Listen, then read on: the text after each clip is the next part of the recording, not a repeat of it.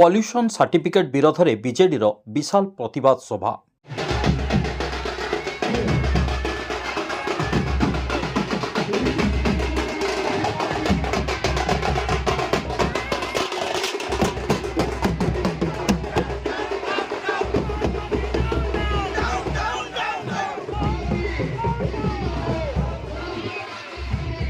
राज्य सरकार द्वारा पल्यूशन सर्टिफिकेट नाम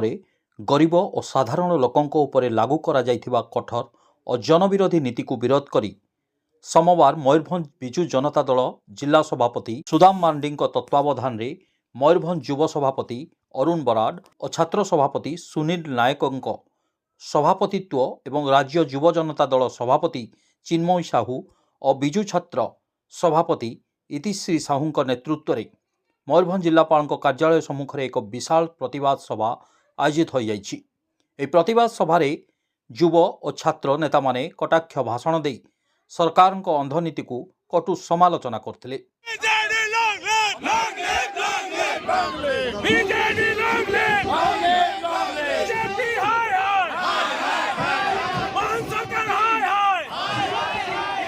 पल्यूशन सर्टिफिकेट नहीं तो तेल नहीं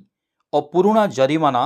देई नथिले सर्टिफिकेट मिलिबो नहीं परी नियम जोगु गरीब मध्यवर्गीय और साधारण जनता गुरुतर भावे पीड़ित हेउथिबा नै नेता माने अभियोग करथिले। ओडिशा सरकार परिवहन विभाग जो भली भाबरे जन विरोधी निष्पत्ति नैछि एवं जो पल्यूशन सर्टिफिकेट संगरे जो चालान को मिछ फाइन को लिंक करा दैछि ताकू डीलिंग करा जाउ ताकू आमे दाबी करि आसेछु। ओडिशा वासींकर सेही होछि मूल दाबी किंतु ए सरकार लोकों को गोल गोल बुलाउची एवं गोटे स्मार्ट स्कैम करिया को चाहूची किंतु लोक जो माने आर्थिक मानसिक शारीरिक स्तर में जंत्रणा पाउछन्ति से माने ताको उद्देश्य को बुझी सारछन्ति। दीर्घ 7-8 मास हबो लोकों को जो भली भाबरे मिछ फाइन पकाय गला प्रथमे लोकों को चारि चकिया जान अछि ताको हेलमेट पाइन फाइन आछि लोकों को गाड़ी बारी बदर अछि भुवनेश्वर फाइन पड़छि जेते टोल गेट क्रॉस करछि 10,000 टका लेका फाइन पड़छि गोटे गाड़ी रो मार्केट वैल्यू जानो ताकू अधिका फाइन पड़छि एवं ये मिछ फाइन को लोक विरोध करथि किंतु सरकार कहउछन्ति आमे पॉल्यूशन पय चिंतित ये संपूर्ण मिछ लोक कहउछन्ति पॉल्यूशन सर्टिफिकेट पई आमे 120 टंका दबारे हमर कोनोसी असुविधा नै आमे 120 टंका दबा पई राजी अछु किंतु हम मिछ फाइन काटो ये जो लिंक को काटो ताकू लोक आटिकी ये तारीख पे तारीख बढ़ाई चली एवं कहते आम लोक दौचु गोटे आश्वासना जेते पर्यंत ये को डीलिंग करा जायनी एवं जो भेट फाइन पड़छि ताकू रद्द न करा जायछि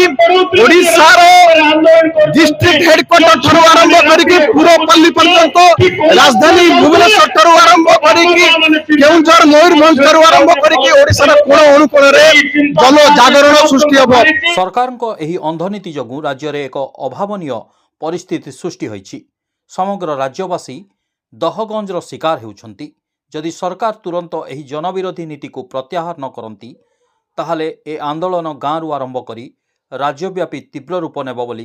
कहिछन्ति बीजेडी नेता जितेंद्र महांती। लक्ष्य गोटे जो भले भाव 19 मास सरकार लोक मान प्रति अन्याय अत्याचार करुचे ये घर घरे समस्त गोटे जंत्रणा कष्ट अनुभव करुचे साधारण गरीब लोक आरंभ करे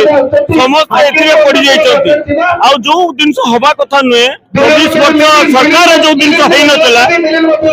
गरीब लोकों को 18,000 10,000 5,000 जो गाड़ी रो रेट हम 7,000 ताको काटा होचे 18,000 टंका तेणु यही व्यवस्था घर चलो केमती तेणु ता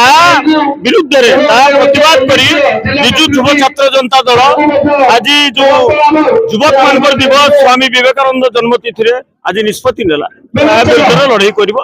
लड़ाई ये शेष हेनी ये प्रत्येक गाँ गंडा सहर प्रत्येक वार्ड जो अन्याय हम ता विरुद्ध आम समस्त मिसी लड़ाई।